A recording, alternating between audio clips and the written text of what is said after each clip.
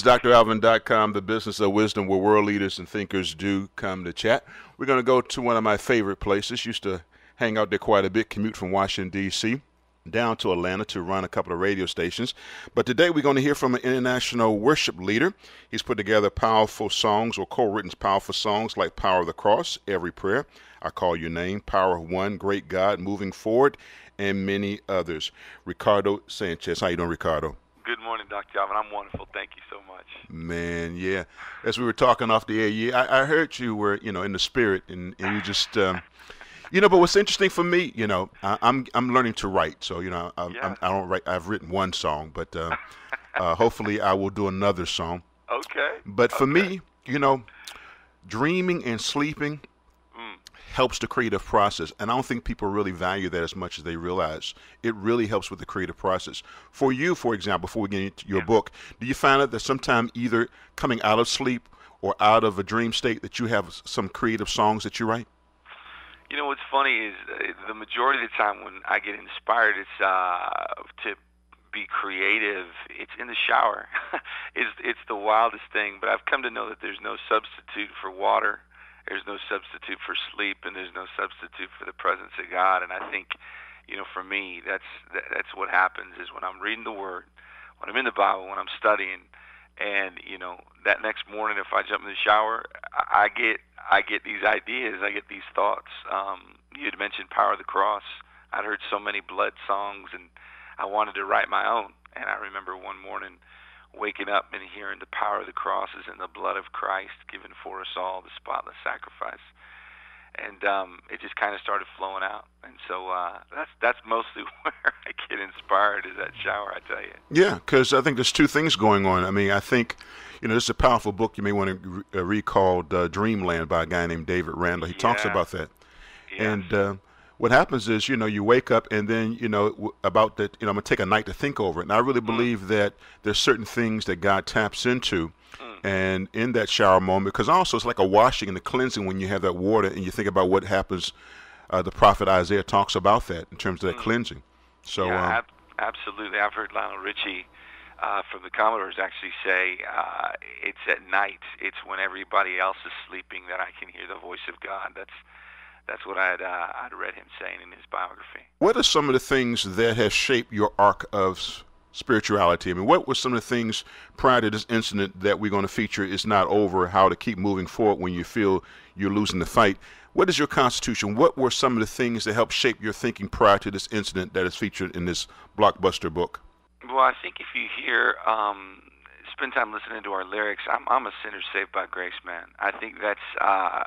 regardless of what I've read, regardless of where I've been, that's what comes out. It's about redemption. Our songs have a lot to do with God's grace and His mercy, His unmerited favor activated in our lives. And I think we all have keys. I think we spend so much money, taking time to build ourselves, reading, doing what we know to do. I think everybody understands, where they want to be. I think it's turning those keys. I think that's where we get stuck, we get intimidated. But for me, listen, it's sacrificing what Jesus sacrificed on the cross, accepting it, and believing it, regardless of where we've been and what we've done. Moving forward, I'm not going back, I'm moving ahead. I'm here to declare to you my past is over. Our new book, it's not over. When God is in it, there is no limit. When God is in it, it's not over. Regardless of what you're facing, regardless of where you've been, what you're walking through, just receiving what Christ has done, walking not in arrogance, but in confidence, in understanding who you are and whose you are.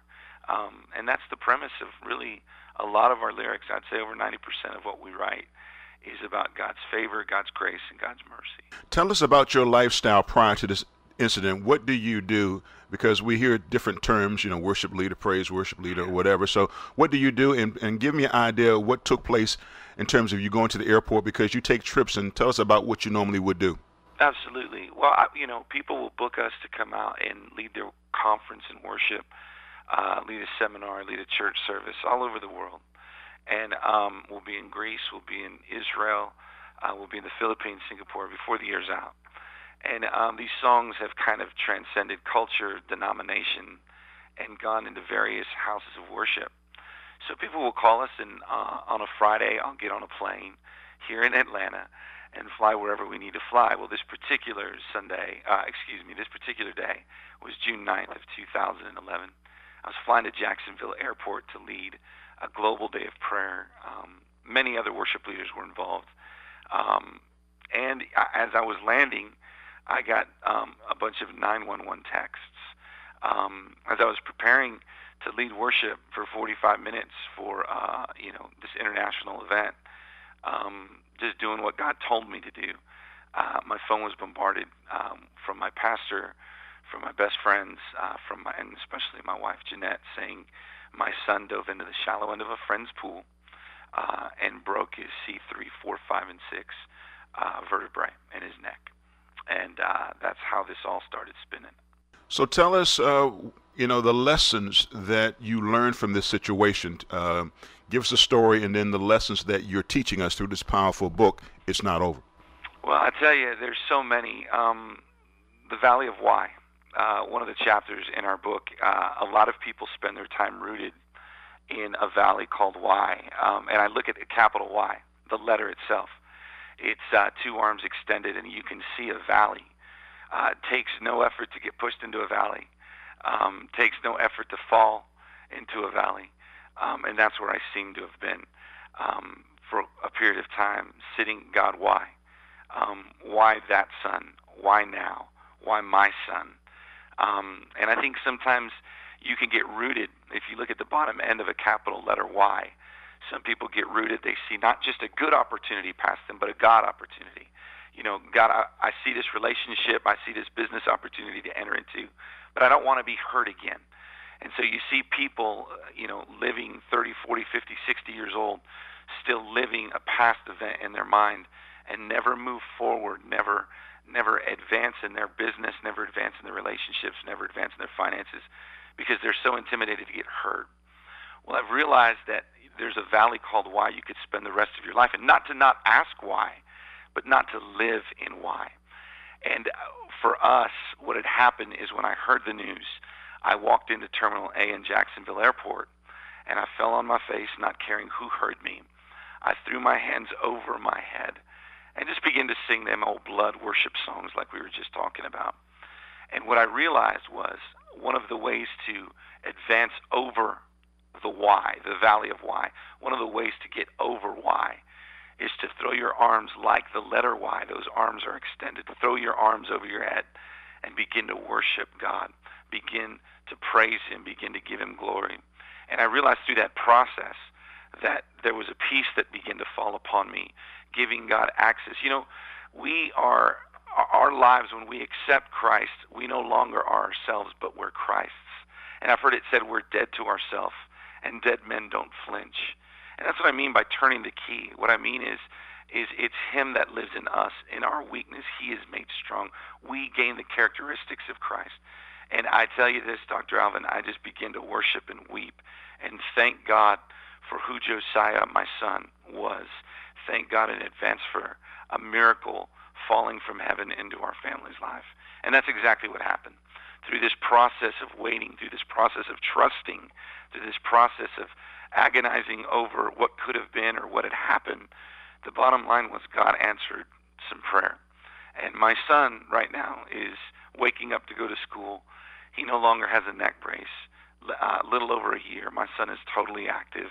The only thing he cannot do is play football. But there was a miracle that happened. You see, when they took him to urgent care, he had spinal injury. When they landed at Scottish Rite Hospital in Atlanta, the surgeon who operated on my son said, the x-rays that I just took in emergency are totally different from the ones that happened at urgent care. Something happened. This Muslim doctor said, you keep praying. You keep doing what you're doing because something is working. And we just begin to worship and begin to rejoice in the things of God. So that's definitely one of the things I learned. The way to get over the valley of why is to picture your arms of the why extended and to begin to worship Him. What does a man do to make sure that he has manned up for his family and also have manned up for himself? Because you got to take care of others, but you also have to take care of yourself. Well, it's funny. I fly a lot, and one of the things that we're constantly inundated with are these stewardesses and these stewards flight attendants, to be proper. I'm telling us, in case of an emergency, your mask will fall if you're with a child. Put the oxygen mask on yourself. And it's such a great little lesson for everybody to recognize that if you ain't healthy as the man of your home, if you ain't investigating your weaknesses and working on those weaknesses, you teach what you know, you reproduce who you are. There are things in me that I don't want to see in my sons. There are things in me that I spend time working on mentally, physically, socially, most of all spiritually, that I work on daily myself. I try to turn those keys. Sometimes it takes more muscle than I got. So I've got to work out spiritually. I've got to work out physically. I've got to work out mentally. And there are things that are going to be translated. There'll be a point where my sons stop doing what I say and start doing what I do. And I'm recognizing that in my junior high. Those of you who have junior high schoolers may know a little bit more about what I'm talking about, but they're stretching their independence. They're stretching their manhood. He's stretching who he is going to become, and he's being molded by God. He's being molded by my words, but most of all, I believe he's being molded by my actions. So not to be intimidated as men, don't be intimidated about your weakness. I believe that leaders don't look for a way out. Leaders look for a way through. And that's what we talk about in this book. We had to fight our way through. We had to dig deep. And I realized that adversity doesn't build character as much as adversity reveals character. And it shows who you really are and what you're really made of. It's not over. How to keep moving forward when you feel you're losing the fight. Give me a final thought. Make sure I have the takeaway. And then tell me how I can be part of your wonderful world. Well, first of all, thank you so much, Dr. Alvin, for having me. I think the takeaway is simply it's not us that's in control, it's God. And in order to keep moving forward in whatever you're walking through, I believe everybody is in something or they've just walked out of something in their life, if it's financial, if it's physical, if it's relational. We have this video on YouTube. You go to Ricardo Sanchez testimony on YouTube and you can find it. At the very end of the video, we're basically telling the story of what happened in synopsis. And at the very end, we asked Josiah if he wants to share something. Josiah is probably 3 weeks out of the hospital. He's walking at this point. He's wearing a brace. And Josiah says this as the takeaway. Josiah says, you might not have a broken neck, but you might have a broken heart.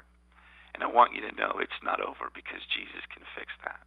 And I think whoever is reading this book, whoever is walking through the valley of why, whoever needs to keep moving forward because they feel they are losing the fight, I recommend for them to go to ricardomusic.com, go to iBooks, go to iTunes, and download this book. Because what it'll do is it'll impart hope. It'll impart maybe a dose of encouragement, a dose of strength into your situation, a dose of strength and positive life into your circumstance. And that's our prayer, really, Dr. Alvin. If they want to know more about me, go to ricardomusic.com. I'd love to correspond, or you want to know more about what we're doing, tours that we're doing, conferences that we're a part of, just go to our website. Well, thank you so very much for rising and shining and giving God the glory. It's not over. How to keep moving forward will help you feel when you feel like you're losing the fight. We'll be featured at dralvin.com, the business of wisdom. I get a chance to talk to world leaders and thinkers like you on a daily basis.